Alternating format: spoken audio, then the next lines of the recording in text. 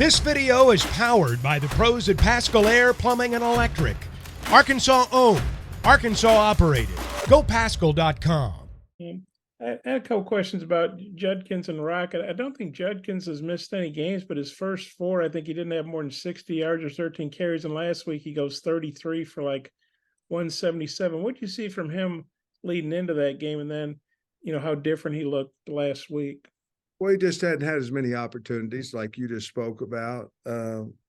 Every time he runs the ball, he's really physical. I do think 24, their other back is really good as well. So I think they're sharing the load a little bit more. Obviously, the carries that he had last week, big game for them, and they got him the football. But he's still the same guy that I believe he led the SEC in rushing last year. He's still the same guy. He's incredible. He's a really good player. I think just the opportunities came to him a little bit more Saturday than what they had previously. And then Rocket, I think he was right there behind Judkins, and obviously they both had monster games last year when you all played. With Rocket's second week back, what are you seeing from him in practice? Do you think he might be more ready to break out like himself? We're hoping so, buddy.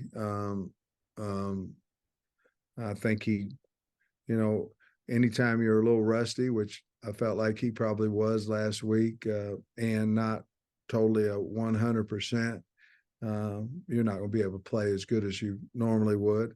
I believe that the knee is feeling much better than it did last week. And then obviously he played and made a nice run on the screen and things of that nature. And anytime you have some problems, an injury, a lot of times your confidence in your mind, it goes towards the injury more than towards the performance. And I think by being hit and doing all those things, I think he probably feels a lot better about it. He's had a good week. How big is that for y'all if he can be the old Rocket, so to speak? Well, that'd be huge. Obviously we've got to block for him better up front than what we have and all that. But, he's also in the past broke a lot of tackles. And when he gets healthy, he'll do that again. So it'll be, we need some explosive plays. And he's certainly one of the ones that can give it to us. Thanks. Jackson. Yes, Sam, the second half, I know we've talked a little bit about the defense against A&M, but I'm just curious, after going back and watching the film, what most stood out? I mean, you guys, didn't give a touch. Well, the turnovers, we got turnovers. We scored, obviously. I felt like we covered them a little bit better. The first half, we had a couple of breakdowns, and, they were wide open a couple of times. I think that defensive staff did a great job of adjusting on that. And I think we got a little more pressure on him. So they've always played hard. I think getting the turnovers, getting off the field, certainly were big for us, and the adjustments that they made, we just covered them a little bit better, I believe.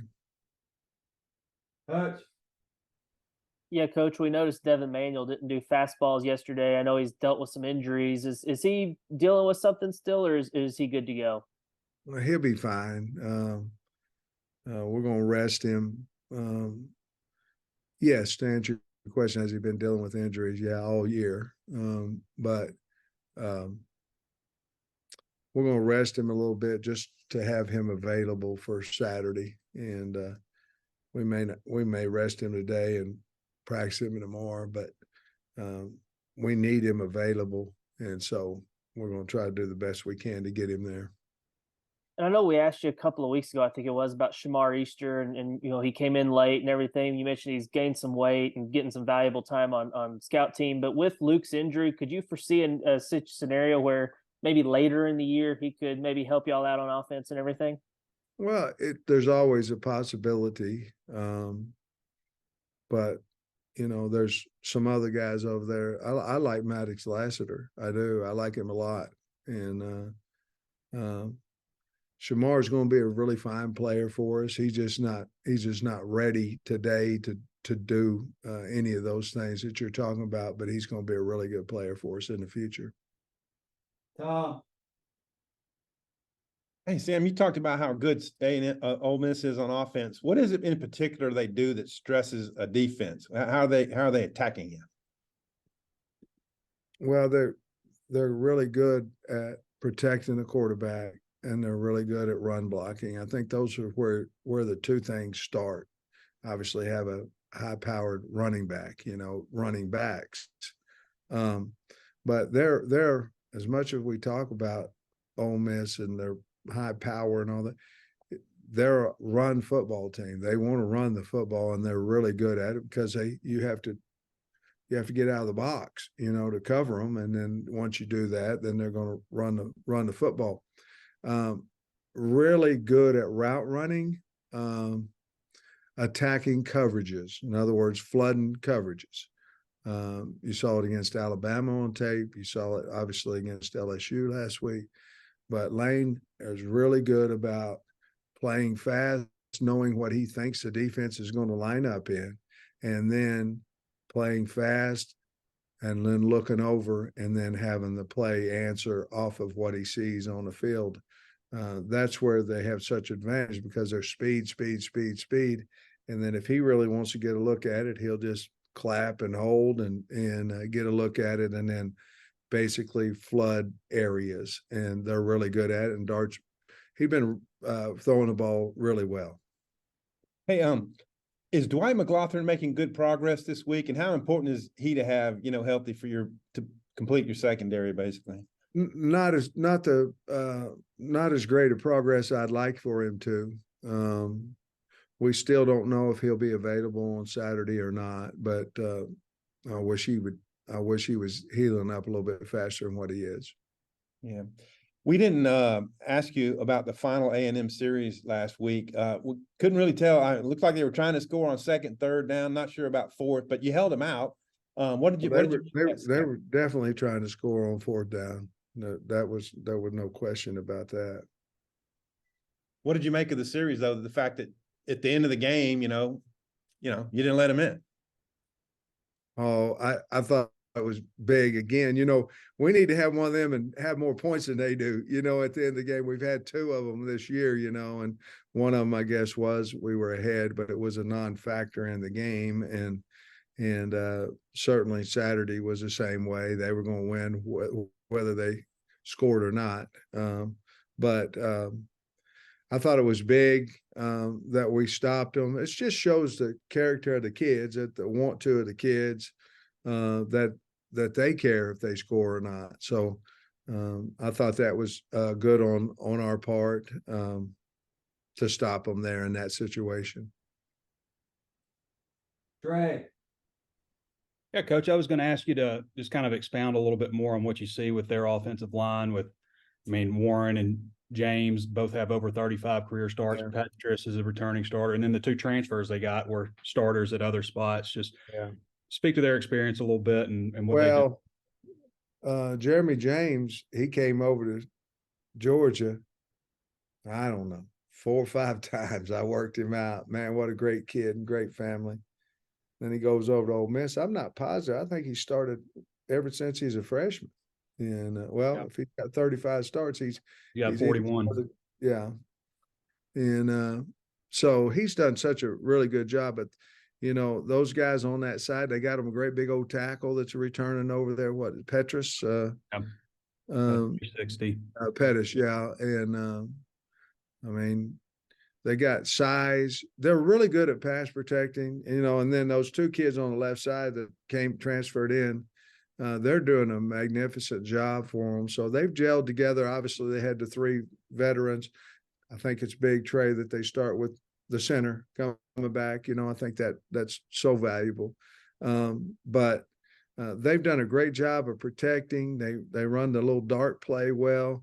They run the counter play well, and they run the inside split zone outstanding. Their coach, I don't know who their offensive line coach is, but he's done a hell of a job with them, and they can do everything well that they're asked to do, and they're big, do a really good job with twist games. But I think it starts with, like you said, they have a lot of returning games up there on the front, and even the guys that are new have played a lot of ball for somebody else. Yeah, so they've done a nice job. They're going to be a problem. Yeah, John Garrison's first year there in offensive line. That was going to be my next question. If you had any relationship with him at all, but I guess Trey, not. where'd he come from? Do you remember? NC State. NC State, yeah. Well, that's Dave Dorr, and that's a smash mouth, tough football program over there. So, but no, I have a lot of respect for watching his tape and what they've done. But I don't believe I know him well. With the transfer portal, Lane he brought in 18 2 years ago. He brought in 23 last year. It's 41 the last 2 years. What are your thoughts about the job that he's done in the portal, the guys that he's got out of that? And it's kind of been a bit of a trendsetter, I guess, with bringing in such a high number early on. Well, I think so, because you look at him and what he's done over there and what he was, you have to allow yourself to do that. In other words, you have to say, okay, that's what I'm going to do. It's like, do you believe in the old days taking 8 or 10 junior college players, because what message are you sending and all that kind of stuff. And to the guys on your team, I think Lane was one of the first guys to do that, and obviously it's been successful for him.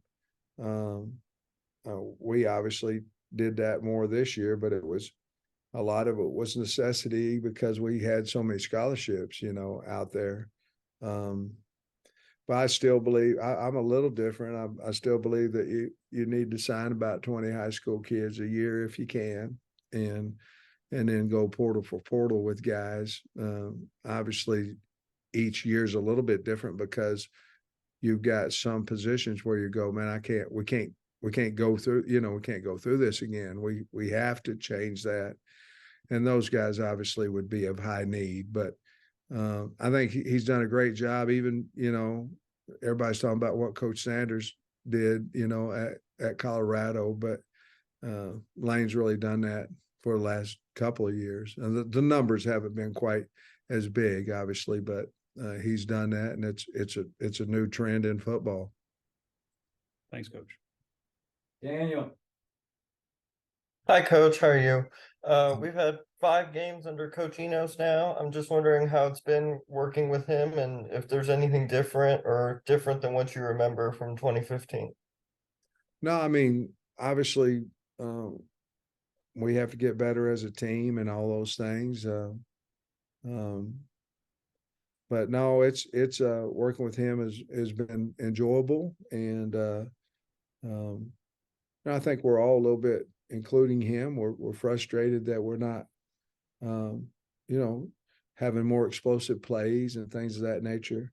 But working with him has been fantastic, and we're continuing to try to improve every week, and he knows we have to improve. I know it. The kids know it.